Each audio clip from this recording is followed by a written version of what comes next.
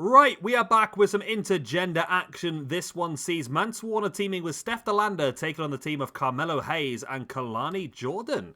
Two couples in real life, if you will. First of all, then, we have Mance, who I only think we have used in the past as part of hardcore championship tournaments and so forth. He's always been quite difficult to find a core for, but now, of course, he is working TNA. It's made things a hell of a lot easier for us, and this is a pretty damn good core for him.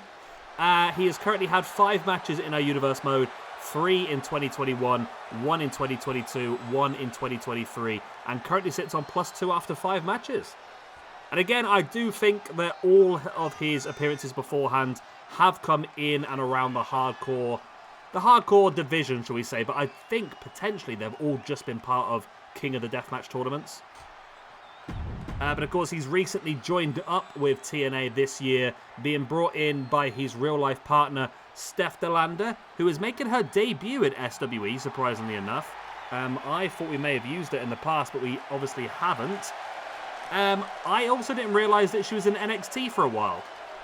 She joined NXT in 2021, and that surprised me, but then I saw her NXT name, which was Persia Pirotta, and now I see that name, it does ring a bell. I don't think I was ever watching at that point in time, to be honest, but that name does ring a bell to me. But she left NXT back in April of 2022, joined up with TNA. I think she's also been working a lot of GCW as well. I believe she was in and around Matt Cardona for a while. And they did some pretty good stuff on the independent scene. And then when she moved across to TNA, of course, now bringing in Mance Warner. There you go. So yeah, making her debut, which surprises me, to be honest, that we haven't used her so far. She's been quite a big name on the independent scene for the last couple of years, and in TNA now as well. We have up next then Carmelo Hayes. Now this guy is absolutely desperate for some ranking points here today. He currently sits on -6 after 7 matches. He has lost every match he's ever been in, but this year he has gained 1 bonus point from eliminating someone in a match. But apart from that, he's lost everything. He's never won a single match, and being down on -6 actually puts him only 15 positions off the bottom. And to be honest, I think I've mentioned this before, I might change the ranking system slightly and remove all the people that are not real.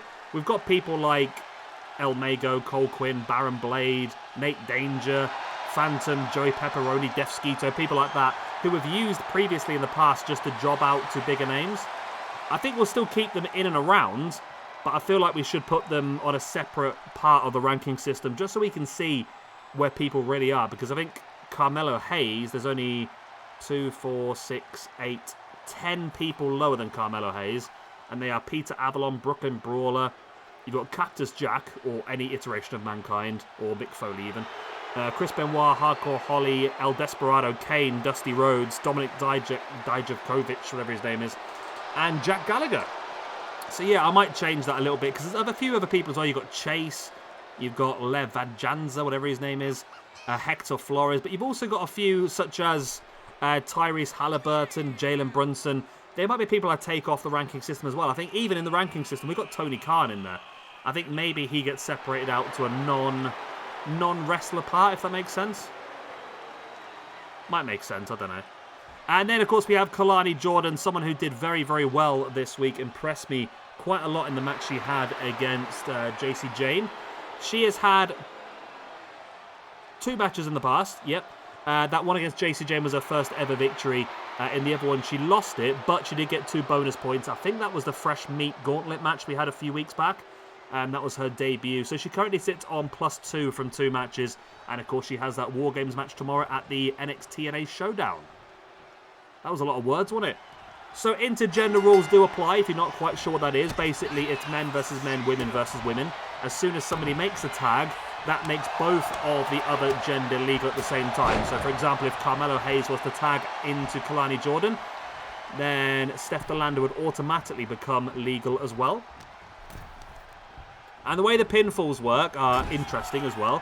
So you're going to get 1 chance per tag to break up a pinfall. So, for example, if there was a pin right now by Mance Warner on Carmelo Hayes, Kelani Jordan could come in to break up that pin. However, if Mance Warner then was to pin Hayes again, Kelani would not be allowed to enter the ring. That resets after every tag. So does that make sense? I think it does. Hey ho, it is what it, if you can't understand, then it's probably it's your problem, not mine, I suppose, isn't it? Right. So yeah, I'm pulling for Hayes here. He's somebody who should be a lot higher up in the ranking system, in my opinion. I think it's a little bit unfair to have him where he is. And let me know what you think when I say about these non-real people or these non-wrestlers. Should we take them out of the main ranking system and put them in like a separate bit at the bottom, maybe, so they're not shown like non-wrestlers or something like that? Or do we just leave them in where they are and just utilise them? Or do we just remove them? I mean, we've got the likes of El Mago, Cole Quinn, Baron Blade. We could still use them. We can grab cores from them and so forth. We could use them. But in fairness, are you guys really going to click on a video and watch Carmelo Hayes take on El Mago, for example, knowing what's going to happen? It's up to you, I suppose. I mean, we could just still use them as jobbers. I mean, there's plenty of people in real life we can use as jobbers, though, in fairness. The likes of the Brooklyn Brawler, Peter Avalon. We've got Ryan Nemeth we saw the other day as well. I mean, there's AJ Francis. I'm not a massive fan of, but can be used as that as well. We've got James Ellsworth, for example. We've got people like Enzo Amore. There are people that should be lower down on the rankings just as standard. So it's up to you whether we just utilise those people in that sort of way and use them to bring everyone else's scores up, or whether we do utilise these super jobbers, for example, that we use just purely to help other people out. There's also the Blue Meanies on there as well. I mean, there's been lots of jobbers over the years, hasn't there, really? As Mance Warner now with the pin, feet up on the ropes, though. But, I mean, I suppose at the same time, we don't need to be too worried about some people that are on the minuses. For example, you look at someone like, what's a good example? Balls Mahoney. Balls Mahoney's on -3. In fairness, Balls Mahoney, I don't ever see him being in the positives. He's still a solid wrestler. He's still pretty damn good, but the fact that he's in the negatives is not really a massive problem for me.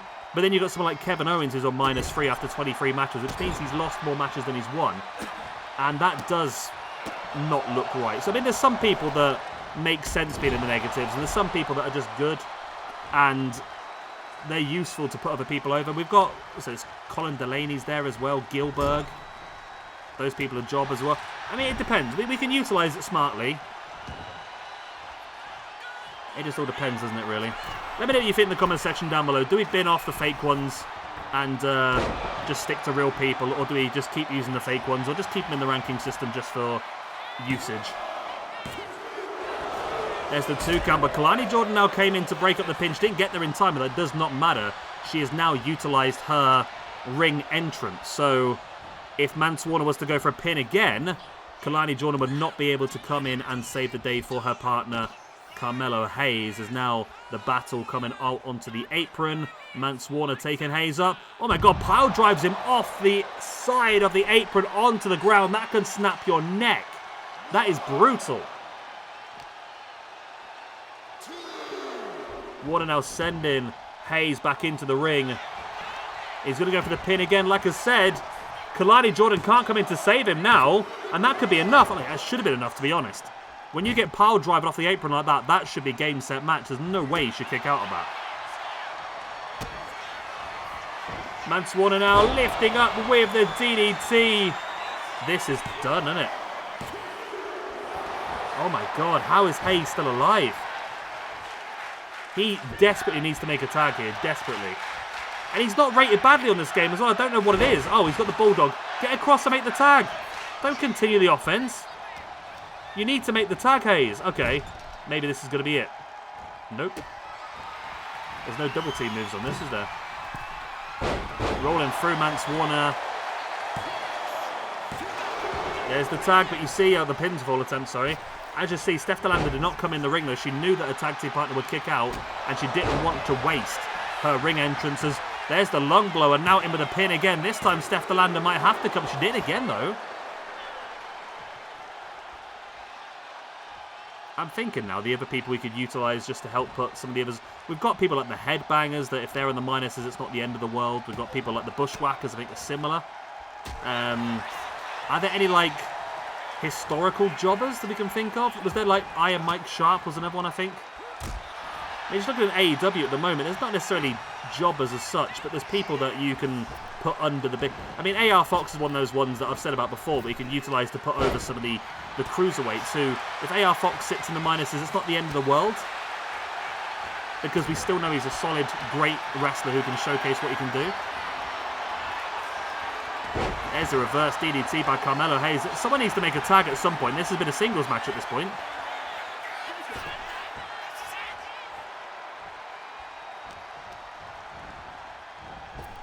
Hayes off the ropes. Mance ducked underneath. Tried to catch Hayes. Hayes fighting back with the jabs into the face.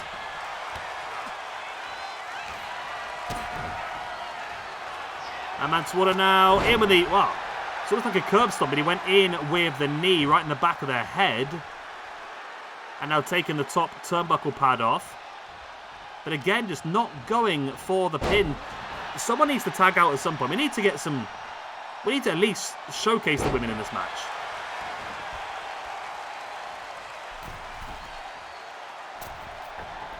There's the big elbow drop by Mance Warner on Carmelo Hayes. Hayes back up on his feet. Warner has him into the corner. Of course, there's no double teams in this moveset, so on this move type, in this match type, that's what I'm looking for. Carmelo Hayes is going to break free. Yes. Look at the chops, the strikes. Now Warner in the corner. That rhymes. That's nice. I like that. And there's that reverse DDT by Mance Warner on Carmelo Hayes. He's stalking again. This match might end up ending without there actually being a tag and the women actually getting involved in this match at all. That's frustrating, isn't it? But it could happen. The reverse dragon sleeper hold locked in by Mance Warner on Carmelo Hayes. It's not enough.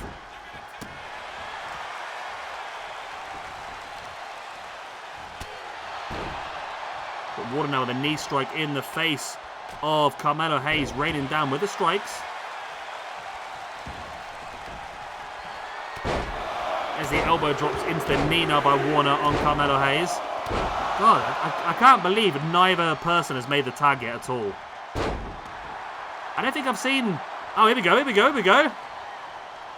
Whey! Kelani, Jordan and Steph are finally legal. I don't mind now. I just didn't want this match to end without there being a single tag, but at least now we can see the women coming into action. Kelani, Jordan, like I said, will be involved in that War Games match tomorrow. Kelani Jordan, lovely, springs up to the top rope in with the moonsault.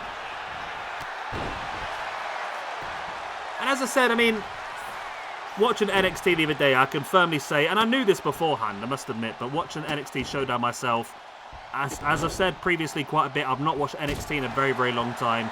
And I knew this was the case even before watching NXT. But the women's roster is infinitely better than the men at this point in time, I think. I mean, outside of Obafemi, you've got Trick in there as well. I mean, outside of that, I mean, you've got Ethan Page, you've got Ricky Starks, but they're both, in my opinion, they're not exactly young up-and-comers. They're people that should be at their prime right now. I just do think the women's roster, people like Kelani Jordan, are just... They're so much better in terms of ability compared to the men's roster. And I've been very impressed with Kelani Jordan. And I don't think it'll be too long before she gets to the main roster. And I think if she doesn't succeed in the main roster, I would love to see her full-time in AEW. And I think she'd be a fantastic addition. But I don't think it'll happen at this point in time. I think she's got a great future ahead of her in WWE. There's the front Falcon Arrow there by Steph DeLanda on Kelani Jordan. There is the pin for the 1, 2. Carmelo Hayes was in. It looks like Kelani Jordan apparently grabbed the rope, but she's just done it with telekinesis, to be honest with you. I don't know how she did that. Steph DeLanda now raining down the strikes into the face of the grounded Kelani Jordan. There's the boot right into the shoulder as well. And now Steph DeLanda raining down with the strikes.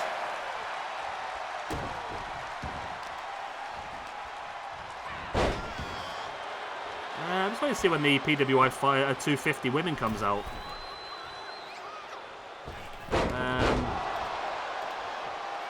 I'm looking forward to it, to be honest. When did it come out last year? It came out last year in Did it say? The Holiday Edition 2025. Okay. If we did the top 32 again, I'm just looking at the top 32 last year. Obviously, it will change quite a bit this year, but Toni Storm, Jordan Grace, Rhea Ripley, Micah, Stephanie Vacour, Sari, Bailey, Willow Nightingale, Mariah May, Athena, Roxanne Perez, Liv Morgan, Io Sky, Mayu Iwatani, Masha Slamovich, Mina Shirakawa, Becky Lynch, Mia Watanabe, Miyu Yamashita, Lyra Valkyria, Julia, Nia Jax, Danny Luna, Kenzie Page, Riho, as in the Riho from England, Riho, I think. Julia Hart, Saori Anao, don't know that one. Tam Nakano, Kalani Jordan, Naomi, Hikaru Shida, and Tiffany Stratton. That was your top 32 from last year. Look forward to seeing the top 32 from this year. Lovely springboard moonsault by Kalani Jordan. Yeah, so Kalani Jordan actually made it into the top 32 women of last year. She was 29th, which is quite impressive. So I hopefully see her again this year. I mean, I think Mercedes Moné is going to have to be number one this year, I think. There's no way she can have the year she's had, win all those championships against different companies.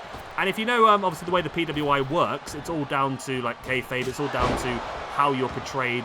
And she's got 10 championships now, so she's got to be number one. Toni Storm will be up there for the year she's had. Athena, of course, for the year she's had, holding that Ring of Honor championship the whole time. Obviously, you'll have Io Sky, you'll have Rhea Ripley, you'll have Bianca Belair up there as well. Julia will be up there as well, I would imagine. Stephanie Vacour, obviously, as well. It's going to be a really strong list, I think, this year. As the bear hug locked in here by Steph Delander on Kalani Jordan. Kalani Jordan dropped now onto a spine, middle of the ring. And here comes the tag. The men are legal once again. I don't know how long they've had to really, and how much they're going to be able to recuperate in that time as well. Pin now by Carmelo Hayes. It's only a 2 count.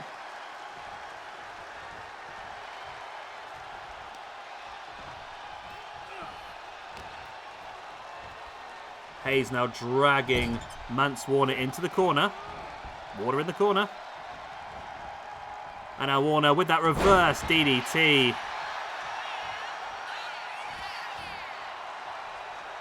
Warner now bringing Carmelo Hayes back up to his feet.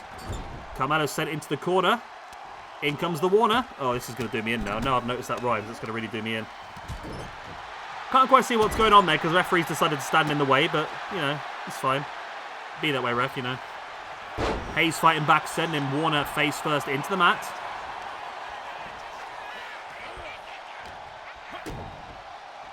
And now Carmelo Hayes. There's the neck breaker taking down Mance Warner. There's the tag. The women are legal once again. As Steph Delander comes running in with the Fez press, raining down with the strikes. Steph Delander now taking Jordan up on the shoulder, but Kalani Jordan able to fight free with the elbows.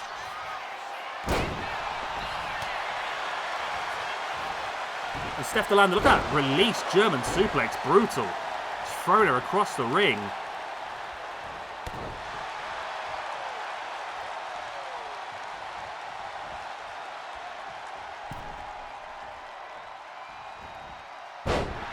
Nice running bulldog.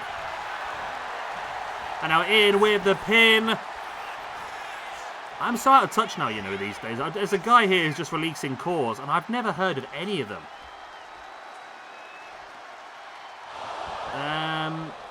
ICW. Oh, that's good. ICW. That could really help with the hardcore division, I suppose. Bobby Beverly. Never heard of Bobby Beverly before. What else has he made? He's made... I've heard of Eddie Kingston before. Dread. Eric Dillinger. Malcolm Monroe. And Tommy Vendetta. I mean, they all look pretty cool. They look pretty decent, but I've just not really heard of them. Dr. Redacted. There's the pin now by Steph Delander once again. And Kalani Jordan, this time still only a 2.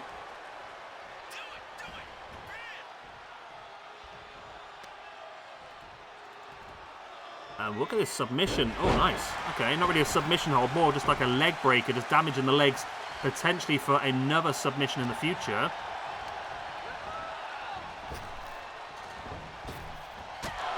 Nice leg lariat there by Kelani Jordan. Taken down Steph DeLander, went for the elbow. Steph was able to move out the way. Jordan sending Steph DeLander into the corner now. There's a forearm right into the face. And Kelani Jordan springs up, split leg and moonsault. Beautiful maneuver. There's the pin. 1, 2. But Mance Warner was able to come in, distract the referee enough to break up the pinfall.